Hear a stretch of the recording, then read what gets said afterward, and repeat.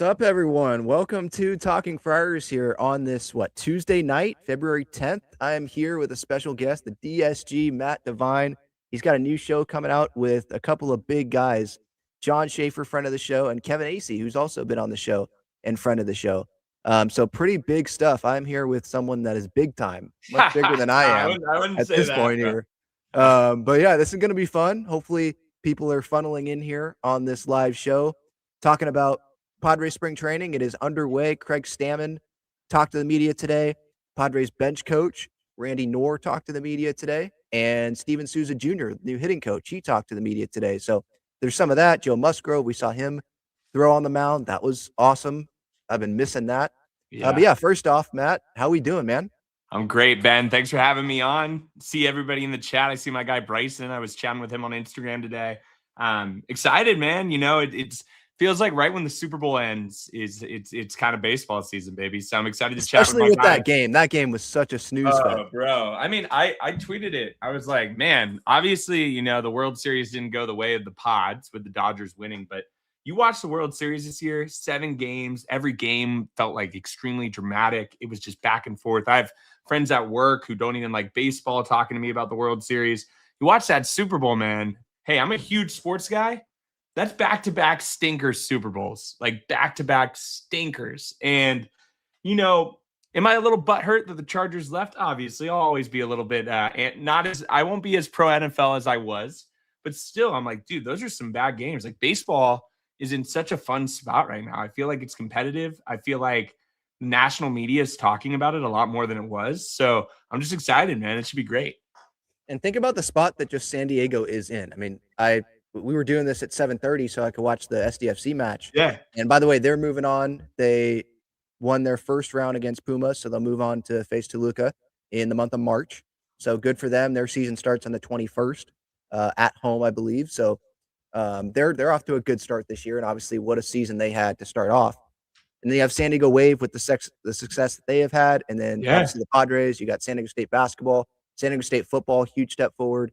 So I mean, yeah, this city's in a good spot. Like, if I had to pick between what we have right now, a contending Padres team or a bad Padres team, but hey, we have the NFL. Like, I'm picking a contending Padres team, and this city, it is a baseball city, and the way that it's fallen in love with soccer as well, with those that weren't, soccer fans. Like, I think we're in a really good spot still. I couldn't agree more, man. And you could just tell people in the chat right now. I mean, you could see it's buzzing. Like, I think that just the vibes are high in Padres land, in San Diego sports land, right? I feel like a lot of the people that make content too, everybody's like kind of like in a good energy, right? Everybody's like rooting each other on. Like, I feel like the vibes are high. I'm excited for the show I'm doing with Kevin and John, and just like to continue to do shows like, hop on here with you.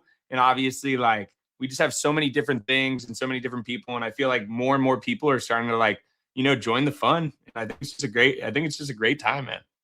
Yeah, let's talk about that show. Padres Collective begins Monday, February 16th, 7 p.m. on YouTube with John Schaefer and Kevin Acey and yourself. Can you just give us kind of what we're going to get there? I mean, I saw that Twitter notification yesterday and I was like, whoa, this is sick. So I'm excited for it. And yeah, just give us your thoughts. I think it's going to be great, dude. So yeah, it's called Padres Collective. It's Kevin Acey, lead, San Diego Union Tribune writer. I've gotten to know him a little bit over the last few weeks. Super cool dude. I think people are going to really like him on these shows. I think it's going to show a lot of his personality that sometimes you don't get when you just kind of read tweets, like 180 characters, a lot of his reporting, right? Like, a lot of people are kind of, quick to jump on opinions, right? And I think once you get to really know Kevin, people are going to really like it and like him.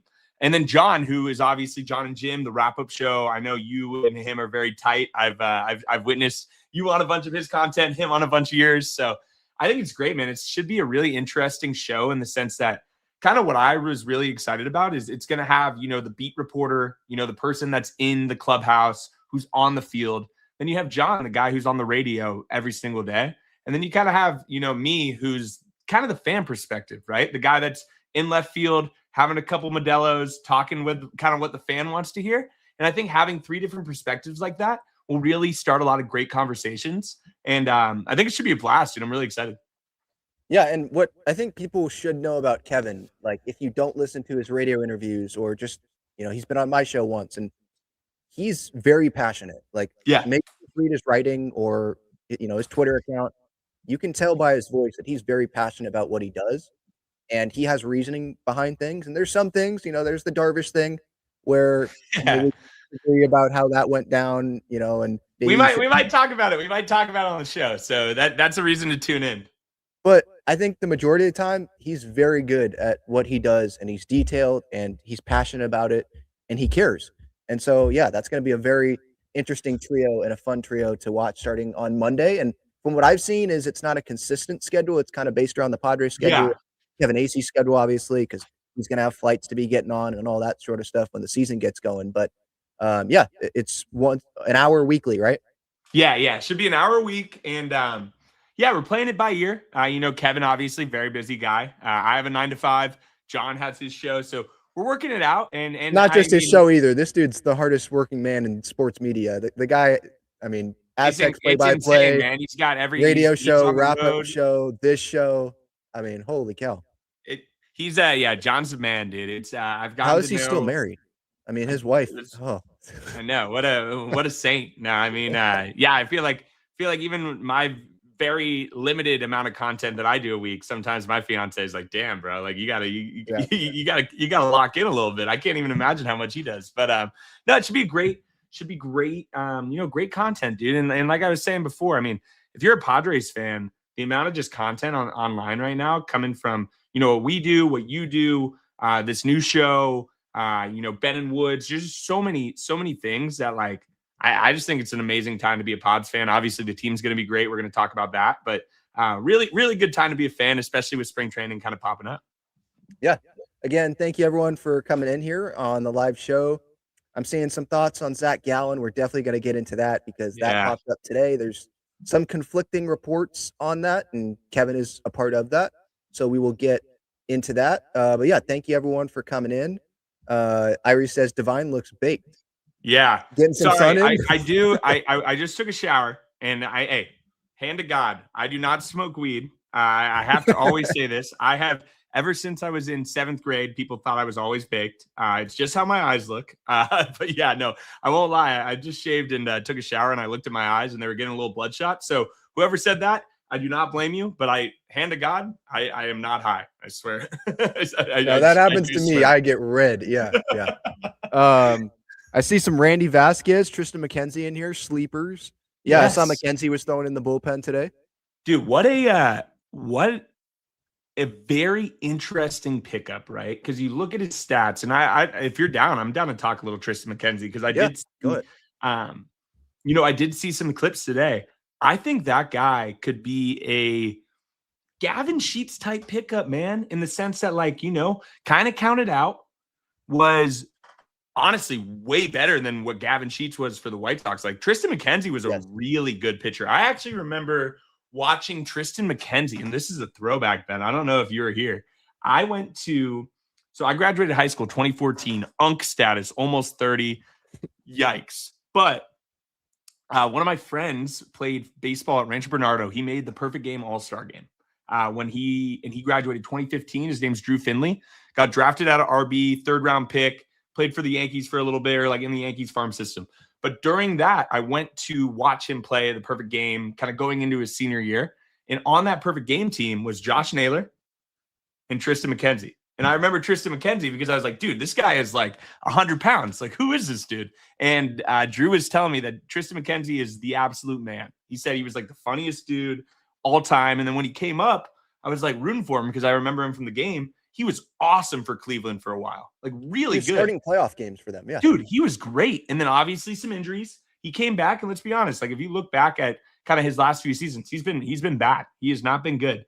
So he goes, and who was his pitching coach, Ben, when he was great with Cleveland? Yeah, Ruben was on that staff. Yeah. So if you're Tristan McKenzie, what a great spot to go to. You go in, you're with the Pods, you sign a minor league deal, and you try to get your value back because in reality, you're pitching with the best pitching coach in baseball, someone that you're familiar with. It's now or never for Tristan McKenzie. And why not, dude? Like that would fire me up. If this guy could be give us 100 innings, four ERA with some fun baseball, like that would be awesome. But like that's the thing is, we can talk about the starting pitching and the Padres trying to go get another starting pitcher, but there's guys that I think a lot of fans just forget that we signed, and they're going to take a chance on these guys. Because, yeah, you have the Randy Vasquez, you have Matt Waldron, you have Kyle Hart, guys like that. Yeah. Obviously, they re-signed Kyle Hart, but you have McKenzie, you have Marco Gonzalez is another guy. Yeah. So it's like, what are we going to get out of those guys? In spring training, you don't want to read too much of that, especially this year when you're going to have so many guys in the WBC. Yeah. Like, what lineups are going to be thrown out there, you know? We're gonna have some interesting lineups for sure. I think we're gonna need some people to come in clutch with the backfield. They might be having Ben McFadden bat fifth and Matt Devine bat sixth. I mean, my goodness. Yeah. So we'll see about that. But no, just to get into that starting pitching conversation, Zack Gallon, obviously, that's the thing today. Is Bob Nightingale goes out there and says that the Padres are one of the teams that are most interested in Zack Gallon. Names the Orioles, the Cubs, the D-backs, which are interesting teams there as well. But then you have Kevin Acee, who comes out later in the day and essentially says that's not happening. Yeah. Certainly, unless reports suggesting his imminent signing prove misguided, free agent Zack Gallon will not be that pitcher that the Padres obviously they're going to try to go get a veteran starter at the right price. And I was listening to his podcast that he did with Ryan Finley today, the Hot Lava Pod. And it was pretty much him saying, like, yeah, this veteran starter that they get could be a guy that we know, that we've heard of, kind of like this Marco Gonzalez stuff, but on a minor league deal, you know, an invite, and it could be incentives and stuff like that. And so who could that be? You know, like he's mentioning these names. You know, Bassett's not in that. Giolito's going to get a major league deal. So the names that I see there, like Scherzer's going to wait till he gets the right fit. I'm seeing names maybe like a Miles Michaelis or a John Gray or a John Gray's interesting. Herman Marquez or also kind of interesting. Or, you know, Wade Miley's 39, but like he's still out there. Jose Quintana, you know, Marcus Stroman. So Ben, please do not let them get Miles Michaelis, bro. That's the one guy out of that whole list. Dude, literally every other guy, honestly, I could work with. Miles Michaelis, man, he throws some of the biggest meatballs I've ever seen. Meatballs. No, I feel like every time, for some reason, he's always pitching day games. And if I'm, you know, it's lunchtime and I might be working from home, I might throw on a game here and there. And let's say it's Cardinals versus Cubs at Wrigley, Friday day game. And it's already 4-0 when I tune in, and it's the bottom of the first. PCA to deep right center. It's always Michaelis, bro. I'm like, Miles Meatballs. I don't want him. The other guys you were mentioning are interesting, though. Honestly, I think, and obviously Kevin's my guy. I understand the game a little bit where he wants to limit expectations, right? But I do think until I see one of the big dogs, as in Zack Gallon or you know, Chris Bassett sign, I don't see why the Padres aren't necessarily, you know, in the mix. He mentioned, I forget if it was John Heyman. I think John Heyman tweeted that the Padres were in on Framber till the end. So they're one of the like late, So which I don't believe. I don't believe the Tigers. 3 years, 115. There's no way they were getting anywhere near that. Well, so Ben, that's my question is like, okay, so if they're gonna say that, one, and I get how you know, I get how this game works, right? Agents tell you something, you got to tweet this, you got to do this, all that stuff. That being said, there's no reason to bring up that the Padres were in on Framber Valdez, except for the fact that they might have possibly been kind of trying to figure something out for Framber Valdez. So if we're not going to sign Framber, why wouldn't you sign, you know, a guy like Zack Gallon for less years and, you know, less money? And if we were in on Framber, it doesn't make sense to me unless you look at the underlying metrics and say, you know, I don't like Zack Gallon. Obviously, he has the comp pick too, but I think it's well, Framber had the comp pick too, so it's like exactly. you're in on Framber, so you're willing to commit some sort of money that's not $1 million.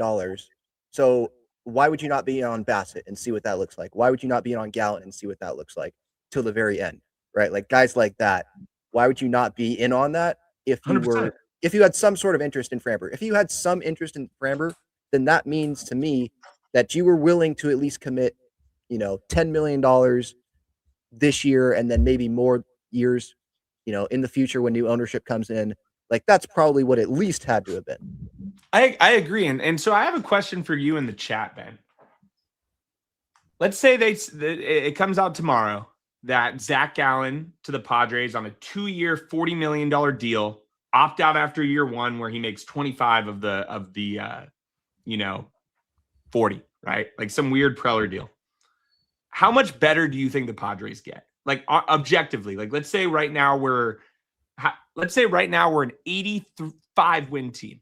If we sign Zack Gallon, how much better do we go from, the 6th seed in the playoffs, or like might not make the playoffs, to now we're the 4th seed and we're knocking on the door of the Dodgers? Because I'm genuinely curious, because the more I think about it, the more I'm like, is he the piece that really puts us over the top?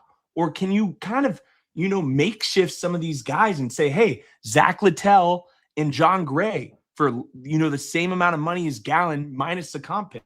I'm kind of curious, like, what your perspective is and what the chat is, because the more I kind of talk myself through, and this, I'm not trying to say it's cope, but like I do believe that we could probably make something happen here. I think depth is what we saw last year. We need a lot of pitchers, bro. Pitching goes down. If you saw the post today, the Blue Jays had like 5 injuries. Like, yeah. I think we just need more bodies, because I don't really want to see, no disrespect to my guy Kyle Hart, but I don't want to see Randy V, Kyle Hart, and Marco Gonzalez as our 3-4-5 this season. Like, I think we got to make some moves.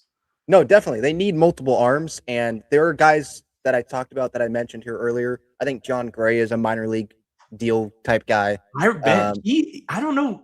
Obviously not a great last 2 seasons, but I remember him, man, in Colorado. That guy had the sauce with him, man. And then obviously went to the Rangers. Like, he's an interesting player. He and German Marquez had it at points. Oh, and then there were times German used to cook us, man. I remember that. We'd go to play in Coors, and he would be on the bump, and he'd go like 7 innings, 1 run. You're like, come on, man. Yeah, exactly. So yeah, they're gonna need to get multiple arms. Your point about Gallen, let's say they sign him. If you're saying it's like 85 wins, maybe it would get to 90, because what I say there is not that he's worth 5 wins necessarily, but he's going to make starts. Like, you look at his track record, it's durability. Yeah. And so I would think, working with Ruben, being at Petco, he's probably going to have a better year than he did last year. So I think he's going to keep the Padres in more games than if they went with these, other guys where you're making spot starts instead of Zack Gallon. Fantastic point. So I think that's how you can get to 5. He's a real rotation piece. He's a top 3 guy in any rotation in baseball, probably closer to 3 than 1, but he's a guy. Like, in a playoff game right now, obviously we have no idea what's going to happen. But right now, going into the season, are you comfortable with our rotation in a playoff series? A short series, yes. Okay, so let's say we somehow if it's 3 games, like give me Pivetta, King, and Musgrove all day, like healthy, of course. I agree. But is that going to happen? And I think that anyone that they get here, this is not the piece where you're like, all right, that guy's starting game 1, 4, and 7 of a long series. This guy, what you're getting is someone that's going to give you, hopefully, starts. He's going to give you 25, 30 starts. He's going to be healthy. And the 2 options, the best options, are Gallen and Bassett for that at this point in time. I agree. But you don't want to have to overpay for that.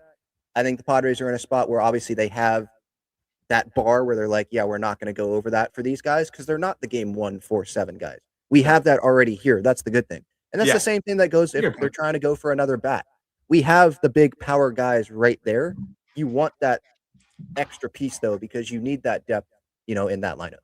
How much do you think a guy like Griffin Canning, who I know a little bit of, and he's really good friends with my buddy Sean. So Griffin Canning last year looked like he was crushing for the Mets. Obviously goes in and gets hurt.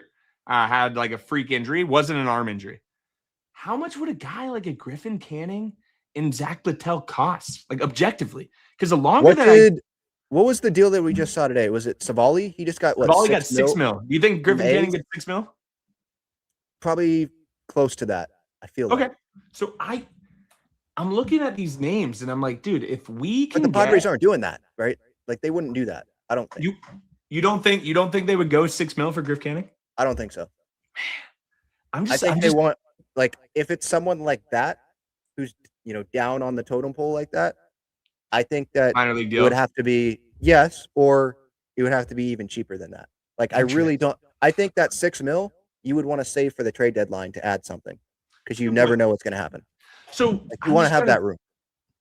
I'm looking at these names right now, Ben, and I'm like, okay, you got Miles Mikolas, absolutely not, or Mikolas, whatever. Meatball Miles. I don't want Meatball Miles.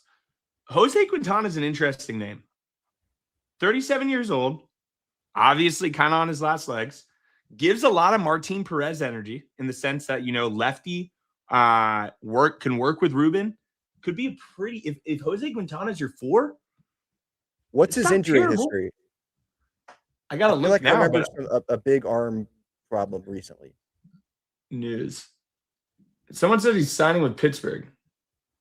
It's just, dude, all these, man, it sucks. And I hate to say this because I'm kind of a hypocrite because I'll tweet a bunch of bullshit sometimes too. But this guy got me on this on this fake news. I think I guess my question is, if you're AJ Preller, how much money do you think you have to work with right now?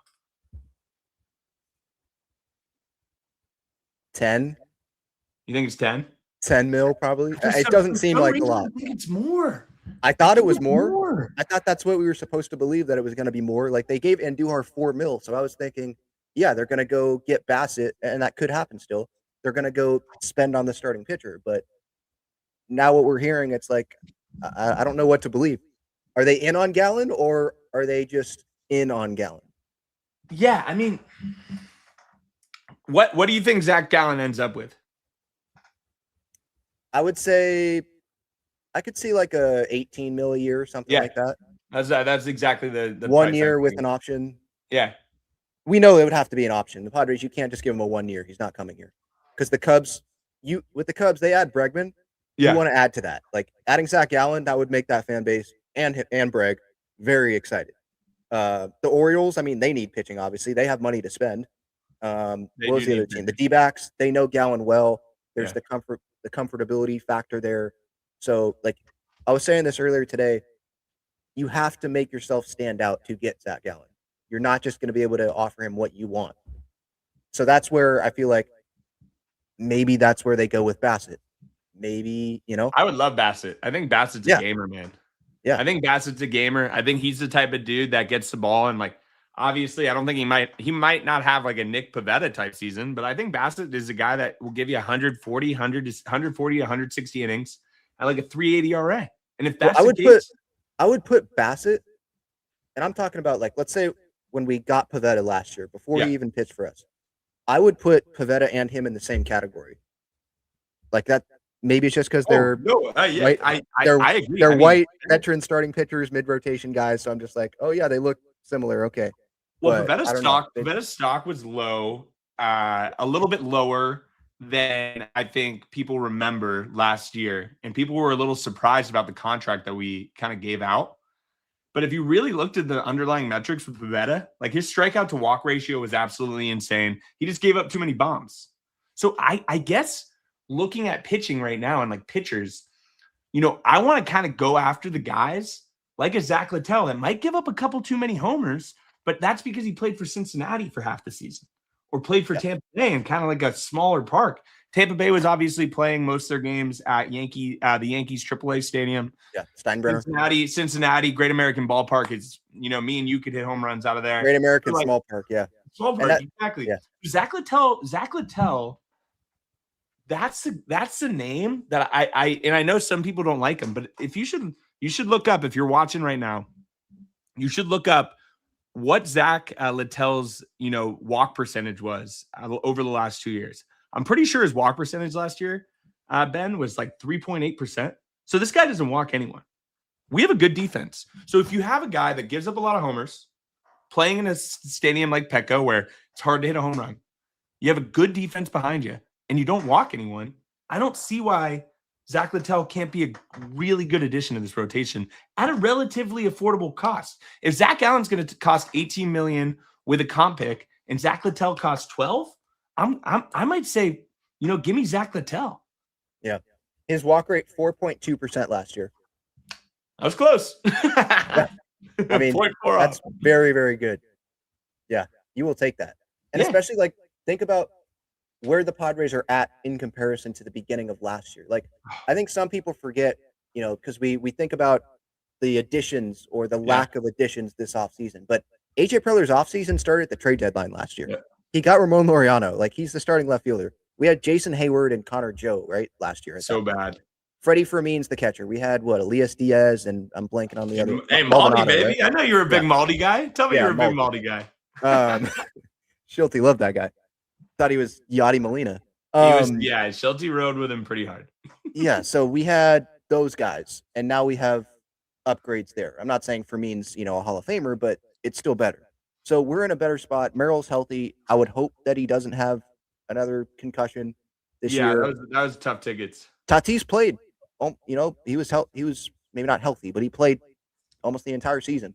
It's a good sign. I think that injury, it was May 2nd against Pittsburgh when he got hit in the hand. I think that really kind of, put his season down. Because if you remember April, man, he had like a 1,100 OPS in April, and then gets hit in the hand, doesn't miss any time, and you could see month by month OPS wise, that over summer he hit like 3 home runs. It's like Tatis doesn't just and then back in September he hit like 9. So I'm like, okay, you triple the home runs in 1 month. Obviously, I know some people are probably going to make jokes in the chat about what happened there, but I talked about this with Kevin AC yesterday. We were on a FaceTime. I might sound delusional, but I still think he's the player that he was before he got popped, dude. Maybe not a perennial 45 home run guy, but I still think he has it in him. I think a lot of what Tatis's issue is mentally. Sometimes he checks out when it's a long season, and you could tell he kind of gets a little tired, and it seems like he gets a little emotional sometimes. I've never played 162 games. I have no idea how much of a grind it is. I won't lie, Ben. You probably agree with me. Sometimes watching these games is a grind. I can't even imagine freaking playing it. So I understand to an extent. Like, I can't even imagine what playing at that level all the time is. That being said, I think a fully locked in Fernando season is a top 3 MVP guy. His defense speaks for itself. Without even trying, it seems like he's the best defensive player, or one of the top 5 defensive players in baseball. Then with the stick, he could do it all.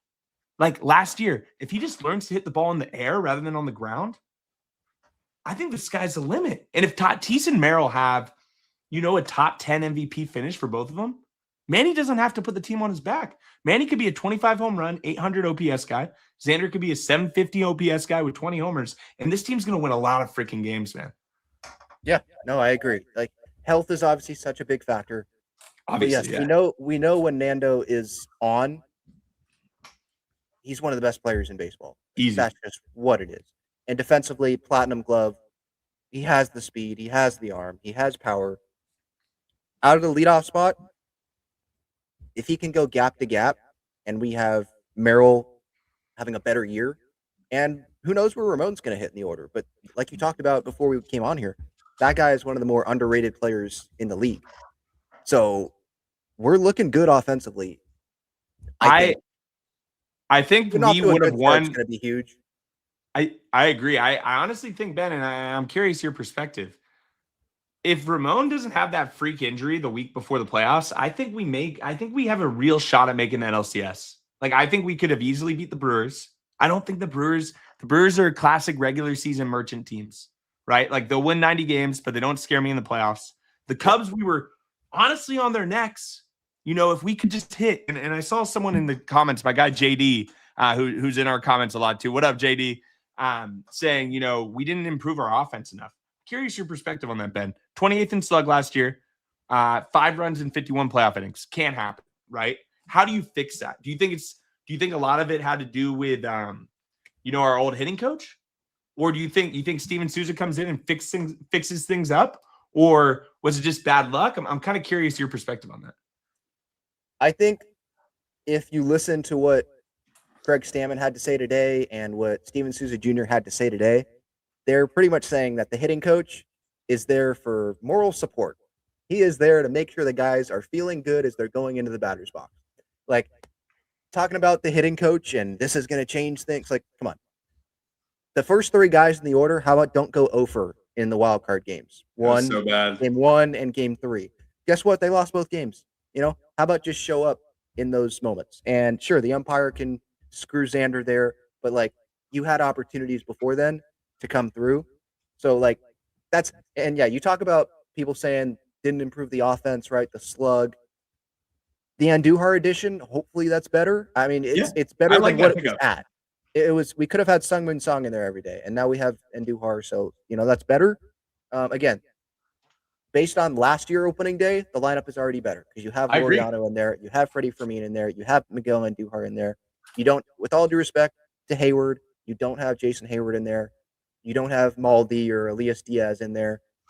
I wonder if Elias Diaz will get brought back though, because I think he's still a free agent.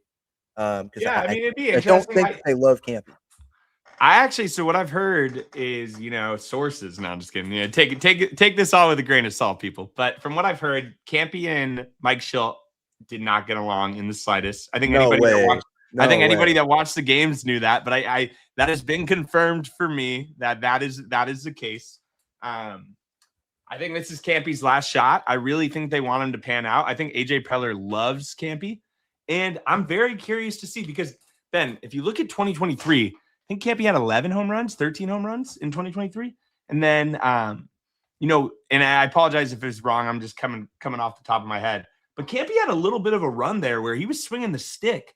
Last year, obviously, was terrible. He went 0 for 22. But also, if you look at his at-bats, what a tough situation. Like, I know I have a friend that, was kind of in a similar boat as Campy, would come up, come down, Southwest ticket back to El Paso, going back and forth, pinch hitting against great relievers. It's hard to get emotion. It's just like anything, right? If you, anyone that's played baseball knows you kind of have to get in a little bit of a routine. You got to get in a little bit of a flow. If you're not getting consistent at bats at any level, you look at Campy's stats in AAA. I know AAA and I know playing for the El Paso Chihuahuas, it's like playing on the moon. There's no doubt. Don't tell me that there's anything, you're not breaking news to me to say, sometimes those stats are inflated. That being said, you don't do what Luis Campusano does unless there's something in that stick, man. There's something in there. And guess what? If Campy comes up this year, Ben, and just blows and is just awful, we're going to just, tip the cap and be like, we were wrong. But I think it's his last really think year, so like they have to. This is his year. On the roster. Is it. After this, it's over. After this is over. I saw a video. I think it was my guy, Friar Field Talk. I'm pretty sure. Who shout out Friar Field Talk. He's the man. Great Instagram follow. And he was, he was at FanFest and they had the Campy jersey as like former players. They had a Campy jersey in there. Yeah. I'm like, dude, the disrespect my guy gets. Well, they had Waldron on there too. To be fair, like they had Matty Nuts. Whoever's doing that, they need to lose their job or like just go look at the roster. They're on the team still. Man. Like they're still in the organization. That's so funny. Yeah. So, like I was saying, I'd love Campy to shut some people up. But like it's tough. I think there's some moves to be made, but I do think what your point was a little bit earlier. I think the core's there, and I honestly think going into the season, we have a pretty solid squad. There's a couple moves to be made on the outside, but I really think this is a playoff team. Is this team going to win the World Series as it is right now? No. But who knows? There's moves to be made. I think a great point my brother brought up yesterday is what Preller's done the last few years is, we have the 30th ranked farm system in baseball. What's going to happen? The reason why it's ranked 30th is because a lot of these guys are lotto ticket prospects, right? But if Cale Fountain starts the year and hits 13 home runs in Lake Elsinore, that goes from a nobody prospect to someone that, a shitty team's going to be like, I want that guy. And they'll trade a Joe Ryan for Cale Fountain, Ethan Salas, and Jeremiah Estrada. And boom, now we have a guy pitching game too. Like, I think people are always, I think Preller's always working on stuff that we have no idea about. Yeah, for sure. And I did want to hit back on this point on the offense because it was something I didn't mention before is that like the core is the core. So when people say like, yeah, it didn't really improve the slug in the offense. It's like, what do you want AJ to do? Tatis is on a long-term contract. Merrill's on a long-term contract. Manny, Laureano's obviously starting. Sheets is obviously starting. Bogarts is on a long-term deal. Jake's on a long-term deal. They brought in Andahar. Freddie's obviously the starting catcher. Like 8 of the 9 spots here in this lineup were already going to be what they were. Like you couldn't do anything. It's the players have to perform better. Like I don't know what you want me to tell you, but it's Ben. What did you want them to do? You're 100% right. I think I was listening to Ben and Woods, and they said they had like a kind of a similar point. Guys, if you're a Padres fan, these are our guys. These are long-term contracts. You're riding with your boys. Manny Machado will be here until my kids, who don't even exist yet, are probably playing Little League Baseball. He'll be a San Diego Padre. So once you come to terms with the fact that these are your guys, work around the edges a little bit and let's ride with our boys, baby. That's all we got. Trust me, my season tickets, they're going up every year. Those players are staying. So I have 2 options. Either stop rooting for your team or just lean in, realize we have a good squad. There's moves to be made. And let's go Pods, baby. Yeah. All right. I want to get to the chat a little bit. First off, shout out to the great sponsors of this show. The first one, Gallen Bros, famous cheesesteaks and garlic fries. Best cheesesteaks in San Diego. Main location is on Friars Road, just down the street from Snapdragon Stadium, where obviously SDFC and San Diego Wave are going to be in action this year. They're inside Petco Park, section 124, down the third baseline. I know that you may be walking by and you see long lines, but trust me, it goes by fast. I've been in those lines before. Same. They make it simple. It is simple stuff. It is cheesesteaks. It is garlic fries. It is cheesesteak fries. They know what they're doing there, so it is a quick line. So do not be like, oh, I'm not going to sit in this line. Trust me, it's not going to go that long, and you'll be back in your seat before you know it. All right, getting to the chat here, and then I'll go over the additions, the subtractions so far. Yeah, we're really in the off season because spring training it is here. It's crazy. We're here, baby. Yeah. Irie says Will Myers. How about him? Huh? Training to be our hitting coach in a couple years. I mean, interesting. Maybe. It's good to see Willie and Bud Black back with the org, bro. Yes, good. Two guys I really like. Two guys I really like. Two guys that seem to be, not only fan favorites, but I mean, Bud Black, I wouldn't say was a fan favorite. He was a liked coach. Will Myers was a fan favorite though. I mean, Will Myers was our guy for some dark years, man. So I'll always be a Will Myers guy. Yeah, for sure. Oh, Myers was my favorite guy, when forever Padres were those Padres. But yeah, with Buddy, I mean, 2015, that was pretty unfair. I mean, they gave him Matt Kemp and then they gave him Derek Norris and guys that it was a lot of vets that sure they tried, but it was the Unk show. Like we were just trying to put things together. And then the years before that, let's not act like those things. So also the colors are wrong. Once we brought back the brown, everything changed. Man. Yeah, exactly. Tatis home run predictions. I mean, at least 30. How many did he have this past year? He had 25. Let's see. Tatis, he might have had 29. Let's see this bad boy real quick. Fernando Tatis Jr. in 2025 had new design 25 home runs. Wow. Boom. 25. Holy cow. Yeah, I know, dude. I'm telling you, he had a weird get to 30.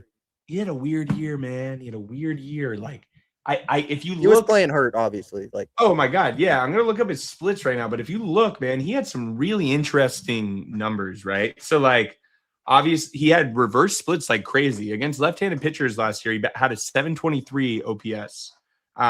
Against righties, he had an 845 OPS, which is like doesn't make a lot of sense. He had obviously March is, he had 20 at bats, but he had 1100 OPS in March, 982 OPS in April.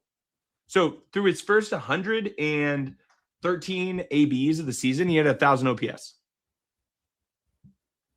Yeah, that guy. Yeah, we know the talent's there. Like, and it's like Bogey too.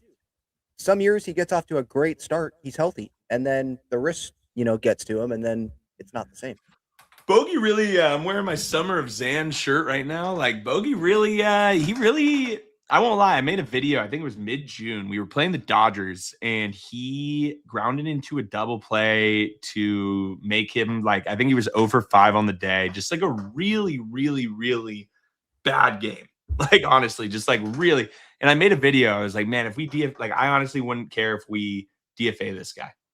And after that moment, Buddy had a pretty solid little run. Xander Bogaerts' contract will always be an overpay. Once you just come to accept that, then you can start looking at him as like, hopefully this guy can, provide us some good ABs, play decent defense, and be a team leader. I love the fight he showed at the end of that, where he was getting in the umpire's grill. Like, that's the kind of dog I want to see. From all accounts, he's a great dude. Obviously, we need him to play a little bit better. But overall, man, if he could be a 750 OPS guy with 18 home runs and play defense, play 150 games, fine by me, man. Honestly, I'm not like, what do you guys expect this guy to be? Like, we kind of know what he is, so hopefully he could just show up. Stop looking at the contract. It's just the contract. Hey, the contract sucks. Like, stop looking at the contract. You just have to look at who this guy is now, and that's just what it is. I think, and Ben, you mentioned this earlier, man. I mean, I see our guy Not Me Solo in the chat, and he said, just imagine if our core shows up this year. Like, that's pretty much it, man. It really comes down to Fernando Tatis Jr. playing. I mean, this is his prime. Like, he's 26. He's been in the organization for 10 years. He's been on the squad for like 7. This is his time to shine. Shut the haters up. Like, as you see, I mean, I thought we got a lot of Dodgers fans in the comments, man. Ben, geez, man. Oh, this yeah. is crazy, yeah, man. It is. It's like talking Dodgers over here. Don't you guys have anything better to do? Two World Series rings, and you're on Ben's stream. Hey, thanks for getting paid, though. Thanks for exactly. And here's the thing. They signed Kyle Tucker, and I get 20,000 views on a reaction video to it. I love it. Yeah, it's keep jumping in the chat. Send it to your buddies in Riverside. Have more of them. Hey, Riverside, all those spots, and come on in, come hang. But no, I think if the core shows up, I think Merrill's going to have a great year. I mean, I think he was hurt a lot of last year. Didn't really get his flow down, and also it's the it's the sophomore slump. Comes in this year. I think he's a better player than PCA. I don't think he's as good as Corbin Carroll, but I think he's probably, 1 or 2 iota off. And if he could be that guy, 30 home runs, play great defense, steal a couple bags, why not? I really wanted to see him on the Team USA's bench. I was bummed he didn't make it. I know, like Buxton, like he's a really fun player to watch, and when he's healthy, like you're taking Buxton, like he is legit. I love watching him play, but seeing Merrill, we know the enthusiasm that he has for the game, and to see him with USA across his chest, that would have been amazing. Injuries can happen, and things can happen. Yeah, I mean, I'm a little nervous, dude. I'm a little nervous about the World Baseball Classic. Obviously, the Edwin Diaz situation last year, or 2 years ago, whenever the last World Baseball Classic was, that's etched in my head a little bit, man. But he didn't do it. He didn't do it pitching. He did it celebrating on the mound. So hopefully, that's a good point. People can be smarter about that. But no, I love the WBC. Like I don't know about you. Right now, I am locked into I'm locked into the Olympics. I'll be locked into the WBC. Like I love that. You a big curling guy? Not curling. I'm watching it, but I'm not locked in. I'm locked into the skiing. I'm getting up. Yeah. No, I'm not even kidding. I'm getting up 2:00 in the morning. Really? And watching. I was watching Lindsay, obviously, watching the combined team event this morning with Breezy Johnson and Michaela Schifrin. Talking skiing. I love it. Yeah, talking skiing. That's the new channel. Gotta see you have a Big Bear. Yeah, exactly. Let's get to this one from JD's third. What's our record this season? Best guess. For me, I got 87 and what would that be? 87 and 75. That would probably be my guess right now, but I think we got to factor in that additions are going to be made before the deadline, and so they're going to be better than what they're at right now. I mean, that's just AJ Preller's track record. Yeah, I'm curious. I'm interested. Obviously, last year, right? Like we were pretty much a 500 team from April 15th on. We had an insane start to the season, right? Where we 17-3, like some crazy. Yeah, I know it was 15-5. I think was. Yeah, it was crazy. Like the first 3 weeks was I was like, oh man, this might be the year. And obviously, we kind of chilled out. It's hard to win that many games in a row, right? I mean, I don't think we're going to be setting. I don't think we're going to be setting any records this year. But I do think this is a solid squad, man. I think we're a lot better than we were last year going into the season. Health is everything, especially with our rotation. if we get a real healthy Michael King season, think about last year, right? Michael King barely pitched, and Dylan Cease had a 5 ERA. They pitched. I mean, Dylan Cease gave us some innings, but he wasn't good. Michael King was hurt. We had crazy seasons from guys like Randy V, who came in and threw, a bunch of innings that I know the underlying metrics didn't like them, but like those are solid. We had guys step up. If we can get a couple more, pieces in the rotation that can hang in there. Joe didn't pitch at all last year. Yu Darvish barely pitched last year. We had Pivetta have a crazy season. We had Randy V had a great season. Like, there's a real argument where you say, hey, if we get a little bit more luck on the injury front this year, this could be a really solid squad. So what's the number? I guess number right now, what'd you say, 88?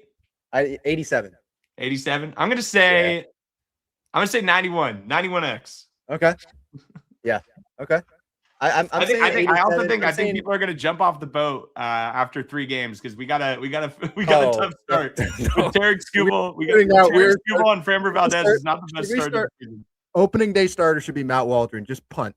Matty Nux. Save your aces for the final 2 games of the series or whatever. Like, you've got Skubal and then Framber game 1 and 2, then Verlander probably game 3. Like, yeah, it's gonna be rough. That's so funny. That's gonna make a heck of a matchup.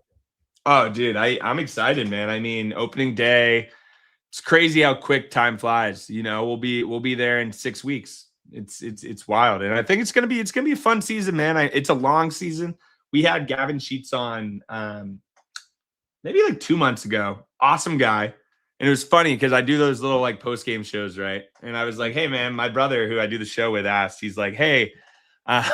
You ever watch this guy's, because he follows us on Instagram, he's like, you ever watch this guy's post-game shows and like is like, this guy needs to chill out? He's like, there's nothing funnier than like in May, like we come back to the locker room and you just hear me like screaming in my kitchen about them losing a game, and like the guys that are on the team are like, bro, it's like 1 of 162. So I'm gonna try to remind myself that, but it's tough, man. We're passionate fans. It's a tough it's a hard knock life, but I'm excited for the season.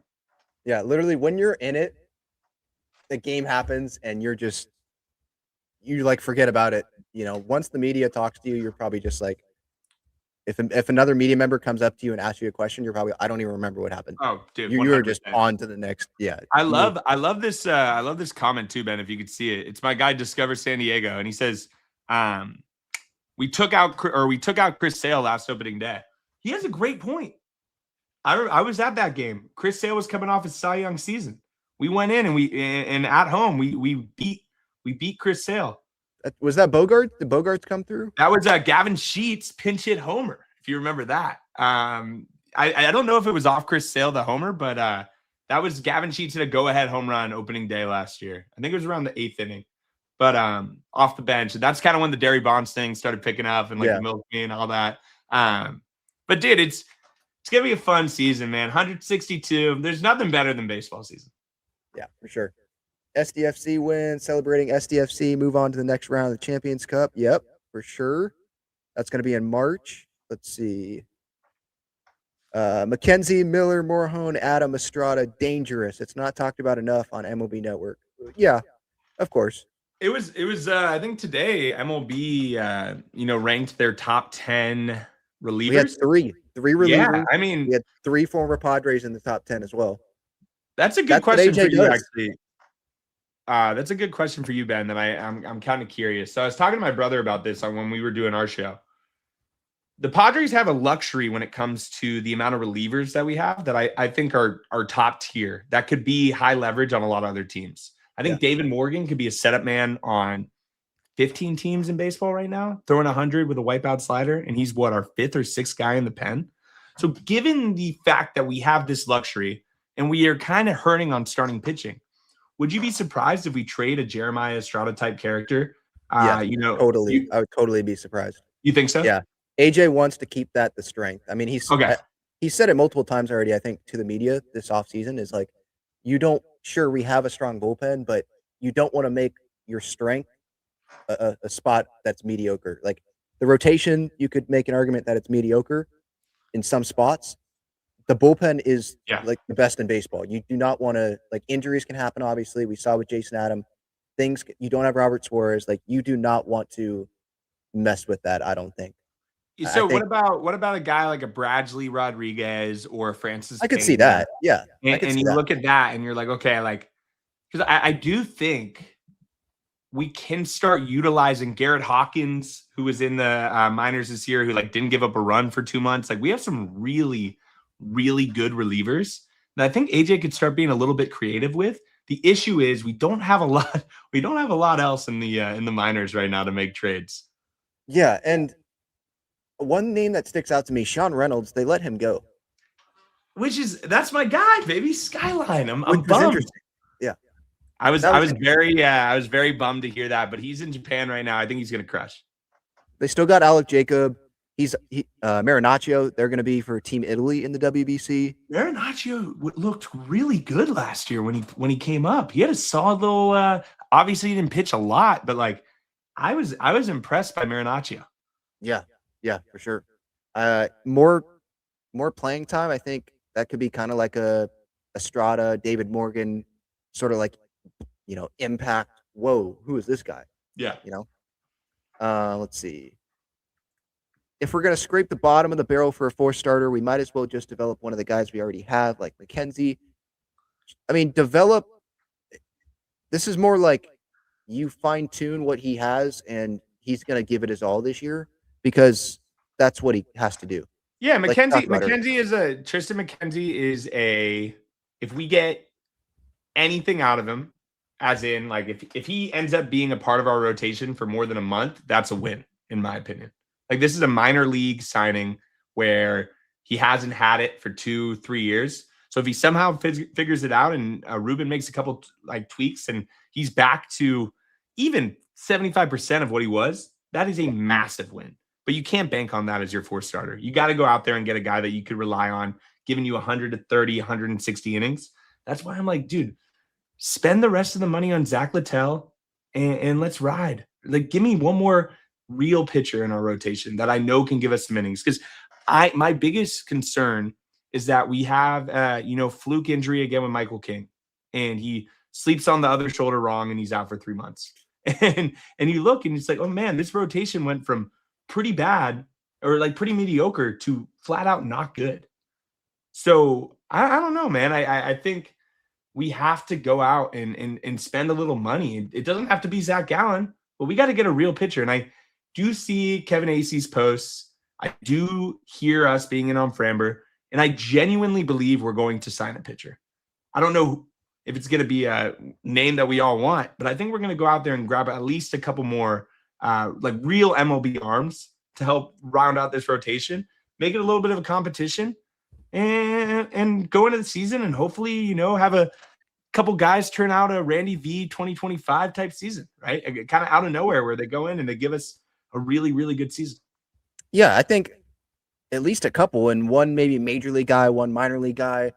It's going to happen because these guys, they're going to see that this is an opportunity. This is an opportunity. If you perform well, you're going to get starts on this team. Yeah. And it's a contending team. Like, sure, you could find some other opportunities around baseball, but like to be able to learn from certain guys in this rotation, and you can learn from Ruben Niebla, obviously, and you can get that opportunity. Yeah, you're going to take that for sure. Shout out to Danny. Ben, another thing too is just like these guys, a lot of these guys, right? Like a Tristan McKenzie type, a Marco Gonzalez. Yeah, it's kind of their last, it's your last shot to an extent, right? It's like baseball is a tough sport. If you get one more opportunity with a team like this, you're playing in front of a sold-out Petco Park. These guys are hungry. Do I want these guys competing for the 4th spot in the rotation? No. But if we got a little bit of a competition for the 5th spot of the rotation, or maybe, a long relief guy, I could be down for that, And a good sign is, when you have those, I think it happened last year as well, when you have that 5th starter battle where you have guys that are pitching that day in the Peoria game. You have another guy pitching in the Mesa B game. Yeah. You have another guy pitching on a backfield in the morning.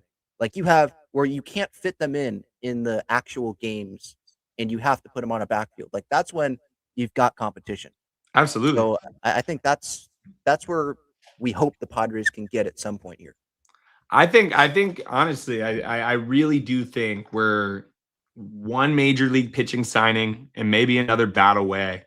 And by bat, like you mentioned earlier, right? Like I guess that's a good question for you. Who would you like to see round out this kind of lineup or round out the bench, right? Because I see SMS, I see Miguel Andujar types, Gavin Sheets types on the bench. Is there one more guy where kind of like, hey, like this would be a good little addition? I know Reese Hoskins' name's been thrown around a lot. If Hoskins hit left-handed, if Castellanos hit left-handed, then I would have been like, yeah.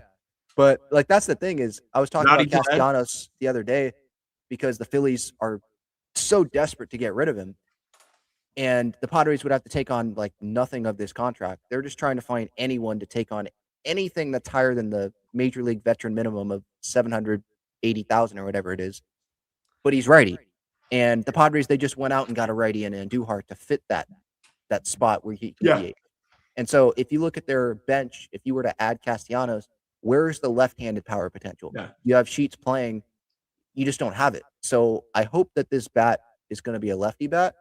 But if it's clear that you can go get Hoskins for, the amount of money that is totally team friendly to you, then I think that you do it. If the lefty bat, clearly it's like the upside on Hoskins is way better, obviously. But I think the lefty bat makes the most sense. But if I have to identify that for you, like it's going to take me a little bit, Yeah, no, I completely agree. I guess before we kind of wrap this up, because I got to dip and eat some lunch or eat some dinner in a second. Yeah. Curious your perspective on ownership, right? So let's say we get a deal done within the next month and Dan Freakin, right? The $10 billion guy from San Diego ends up buying the team. With the contracts that we have on the books, the Tatis, the Manny, the Xander, with all that crazy money, do you think it instantly, we get past the CBA and everything, do you think instantly we start spending to the level that we were necessarily spending before?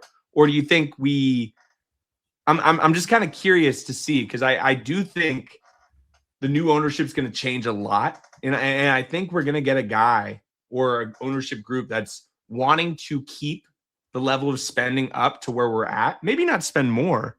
Obviously, we're not going to be lucky enough to get bought by the Guggenheim Group when we went bankrupt, right? Some organizations, a lot of these are newer fans that are in the chat. You're the newer Dodger fans that don't even know who Rafael Furcal is. They don't know who owns their team. Yeah. They don't know who Dianomo is. They're good kids though. They're good kids.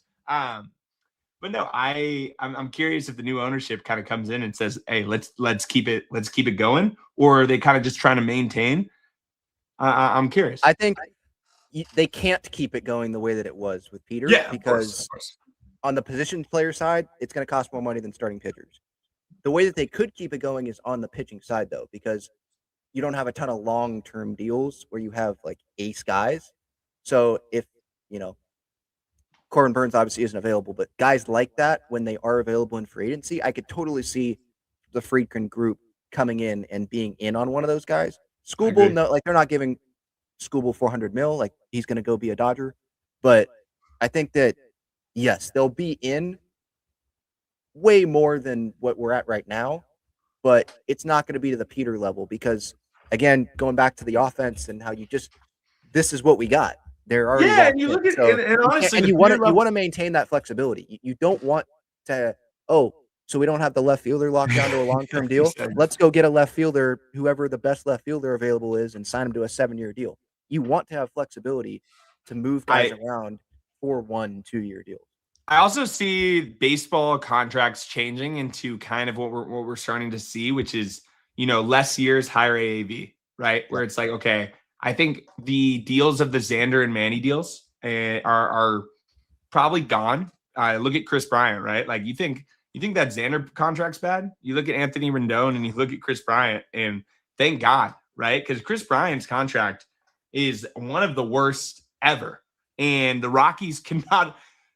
They finally say the Rockies go out and they hand out a big boy contract and it just goes as poorly as possible, right? So in the big boy contract they traded him. Yeah. Also, it's like the gratitude, right? Like I honestly think, and sometimes this comes off as people, a lot of the, losers in the chat will be like, cope. You have to look at baseball as the Padres the last 6 years have made the playoffs 4 times. We're a national team. People want to see the Padres play. We have players that are there's jerseys in, Korea with Tatis jerseys, right? That never happened to this team before. We weren't that team. So like going into this season, this is going to be another shot at it, man. There was 20 plus years of my life where the team had absolutely no shot. This team has a shot. Is it a high percentage that we're going to win the World Series this year as the roster looks? No. But it's a shot, man. I didn't think the Toronto Blue Jays going into last season were good, and they were a couple inches away from winning the World Series. That's why baseball is great. That's why I'm hyped to be on here with you, Ben. I low-key got to go dip and eat, and I'll let you keep go cooking. for it. You're the man, dude. I You're appreciate good. it. No, check him out, Matt Devine. Thank you so much, man. I think everyone loves you. So good luck with that new show, and you're welcome on anytime, man. Thanks, Ben. Have a good one, brother. Yeah, see ya.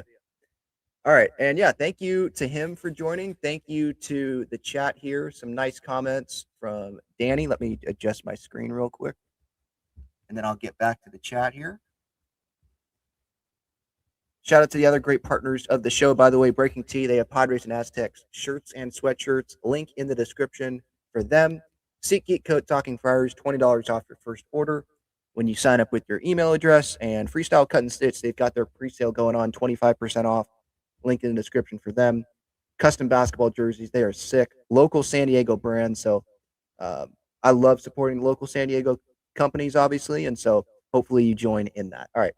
Danny, thank you so much. Says Talking Friars been grinding, and I respect my guy. He's never went MIA. I can always count on him. Shout out to DSG too. Yeah. Both of us, passionate fans. We love this team. And I think that hopefully this is a conversation between two younger fans that other fans that are watching can kind of relate to and be like, yeah, we're just as passionate, just like them. And yeah, like this was a good conversation. So hopefully people enjoyed that. But yeah, I'm just going to go through the additions, the subtractions this offseason from the Padres. Then I'll get to the rest of the chat.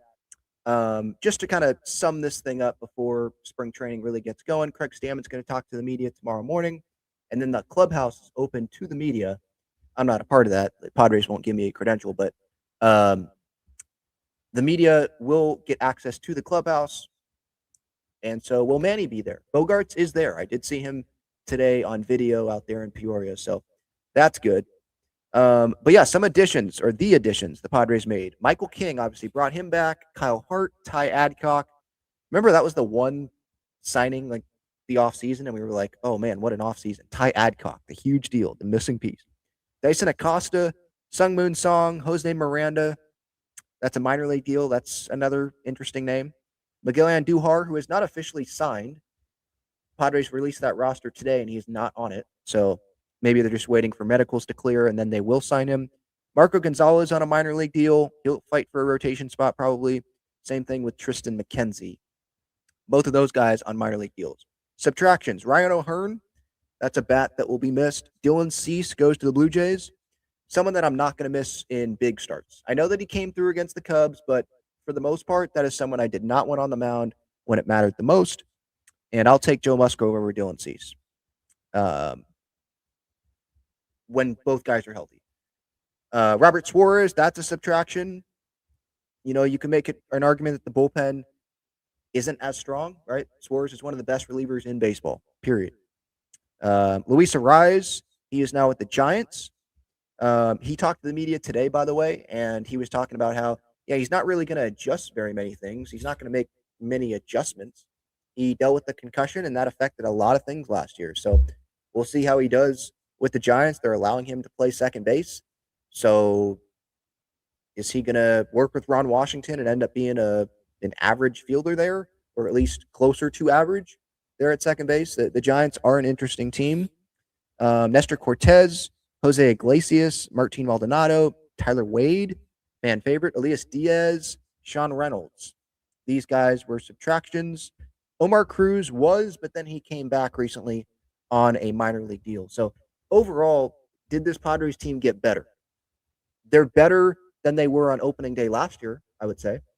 But in comparison to October, I think that's TBD. There are pieces like Musgrove that I love that are coming back. There are guys that are going to be healthy to start the year, but everybody else is going to be healthy to start the year, pretty much, right? Guys that are going to be playing at least. So you're on an even playing field there. Jason Adam, by the way, that'll be sort of like an addition. Sure, you're losing Suarez, but you'll gain Jason Adam back. He is throwing off the mound. That's what Craig Stammen said today. So that is good news. There is progress there. Don't know if he's going to be ready for the start of the season, but he was running in the outfield a little bit, doing some drills there. And yeah, I guess he's throwing off a mound. So in some spots, you could say they got better, but you cannot say they got significantly better. The way that they're going to get significantly better is depending on the starting pitcher they add.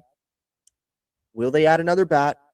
But mainly it's going to be King, Musgrove, Pavetta coming through, staying healthy, and your core guys in that lineup coming through when it matters the most. That's how you're going to get better. Because if you're going to win a World Series, it's going to be the core that's already on the team. Could you have a World Series MVP be added here, in spring training or something? Sure, but you're going to look back, for example, the 2019 Nationals, Howie Kendrick, how big he was, right? Or Strasburg, who came on the show recently. Still a really cool moment that was. Wow. But Strasburg was part of the core, right? Howie Kendrick was big, and that was a smaller piece on the team. But you look at that Nats World Series run, and who was coming through? Juan Soto came through. He was hitting bombs in Houston. Anthony Rendon came through. Trey Turner came through. The core of that team was coming through. So that's what's going to happen for the Padres. All right, let's get to the rest of the chat here. Abram doesn't want to give away a comp pick. I don't really care about the comp pick, to be quite honest. I trust AJ Preller and Chris Kemp and those guys. Just the comp pick. Do I want Zack Gallon or do I want a comp pick? I want to improve this big league team. Go for it. Go for it. That's what I want. Because Manny and Xander and Tatis, Musgrove, these guys are not getting younger. Pavetta. Let's see. I'm seeing a lot of people saying, "Where's Hog? How's Hog doing?" I haven't communicated with him, but he's the one I think that set up because he has his own company that he started. So he's the one that set up the DSG, Kevin Acee, John Schaefer collab there. So, yeah, it's gonna be cool. Padres Collective starting on Monday, February 16th. Thanks for the invite, Hog. No, I'm kidding. I'm kidding. Maybe I'll get on there at some point. I know I'll have John on, and maybe Kevin will come on. But yeah, that'll be fun to watch. Let's see.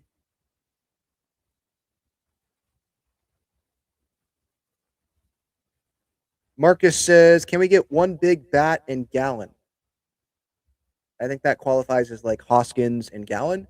The only thing is Hoskins is a righty, and they just signed Andujar as a righty. So I'm just thinking about that bench. I think they want that bat to be a lefty, but if Hoskins is available, then yeah, go sign Rhys Hoskins because he's going to be better than any lefty bat option that's probably out there, right? At least in free agency, the free agent first baseman bats that are available, these guys are right-handed hitters. And then there's Dom Smith, right? Hoskins is the guy. I wouldn't be opposed to Ty France, but I don't know how he feels about coming back to the Padres after how he was traded. David wants Zach Littell and Nathaniel Lowe. Zach Littell is a popular name. It is a popular name for sure amongst Padres fans right now.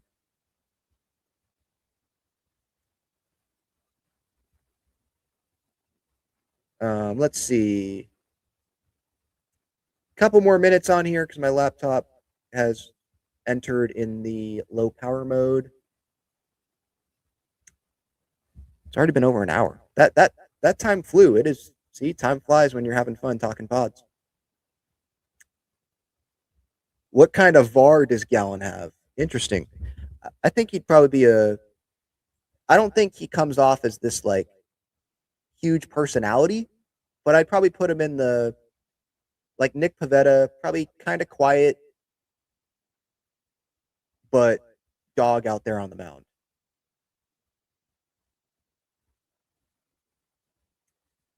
Why are you JD's third? Why are you bringing up Bauer and Julio Urias? That's not happening. Come on. No other team's done it. There's a reason why.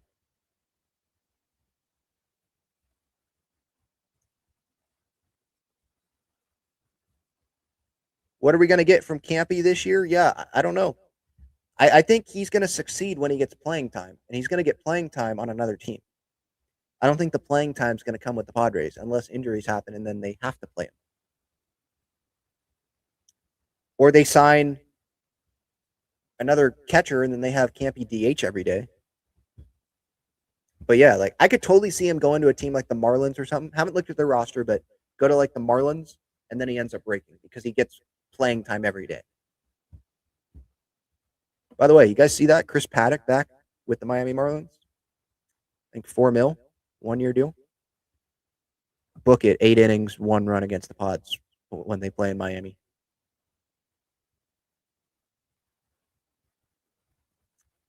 Yes, Zack Gallon is still a free agent.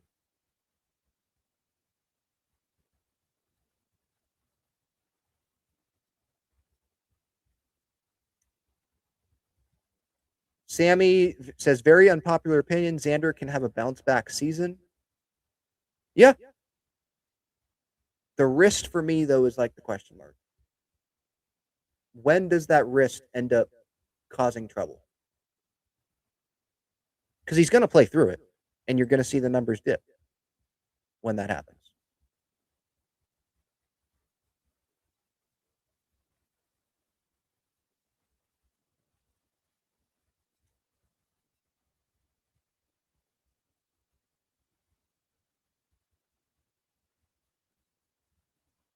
Oh, look at that. A positive Dodger fan comment.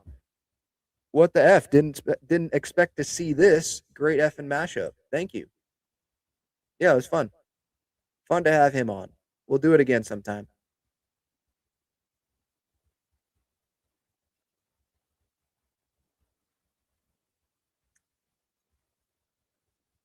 Yeah, record.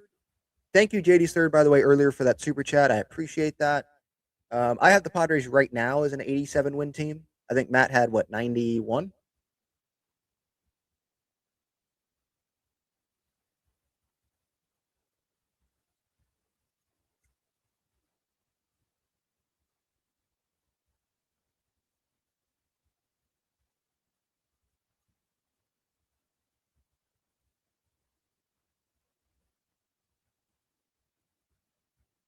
Let's see. I'm getting called a tweaker in here because I stay up for 3 days. I sleep a little bit, but it's the Olympics. Like, I'm going to get up and watch it. It happens once every 4 years, these Winter Olympics. And then the Summer Olympics are going to be, thankfully, here in the United States. So that'll be awesome. Have some soccer at Snapdragon.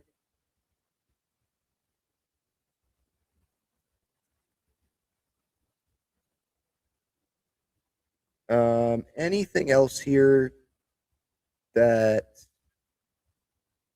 sticks out to me? Bring up Ethan Salas already. That's probably going to be a couple years. It is a big year for Ethan, though. I will say that. Like, he had the back injury, obviously. I want to see a year of Ethan Salas being healthy. Because it seems like defensively and his relationship with pitchers and his leadership for his age are great. It's the offense, I think, getting to catch up to that. And losing that year really sucks. But the good thing is he's young.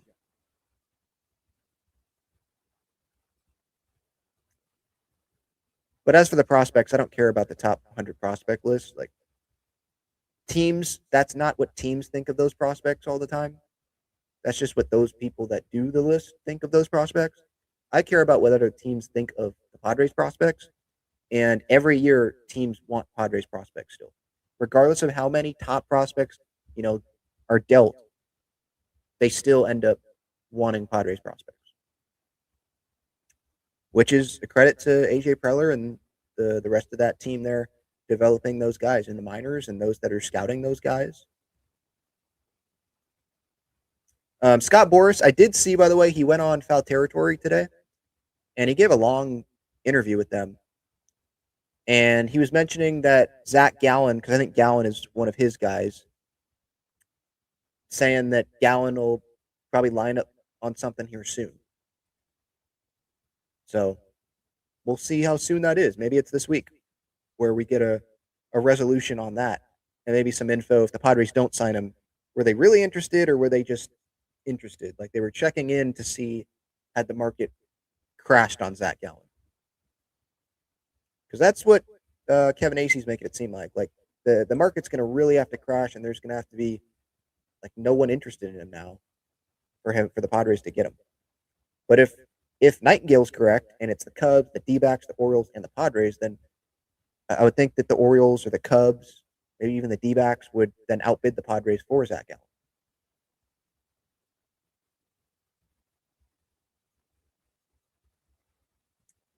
A lot of comments in the chat. Over 100 people in this chat tonight. Thank you, everyone. I appreciate it so much for the time. Even Dodger fans, all of you.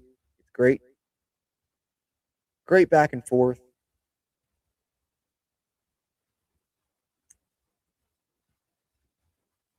Not Me Solo says Padres 98 and 64.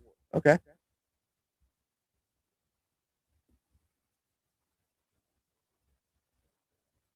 Big trade for Kyle Stowers, Estrada, Campy, Bradley. Bradley Rodriguez. No. Before they got Ramon Laureano, I would have said maybe.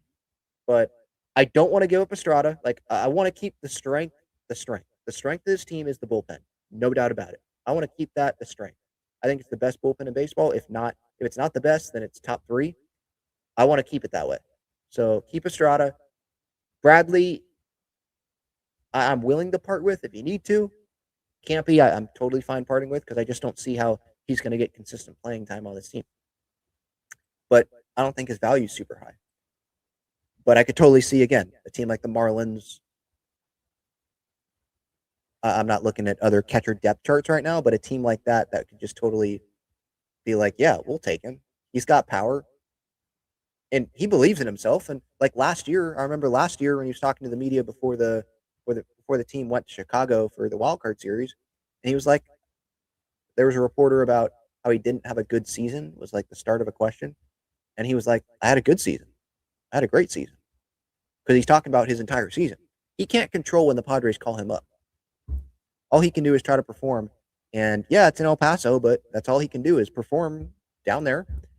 And yeah, it hasn't worked out for him at the big league level last year, right? But overall, yeah, he's going to say he had a great year because his numbers overall were a great year. He's not going to, take those 20 games.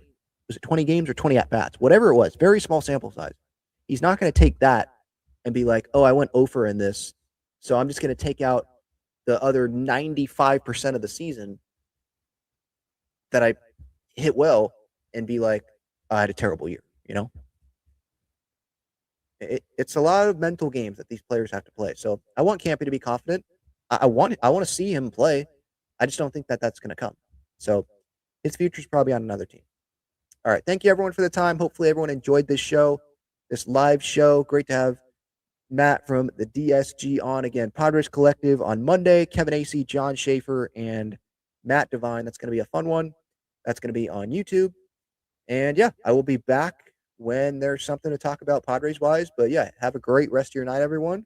Or a great Wednesday if you're listening to this in the morning or something. And I'll talk to y'all later. You already know what's up. What's that? Another home run. But you know the job ain't done till we hold that trophy up.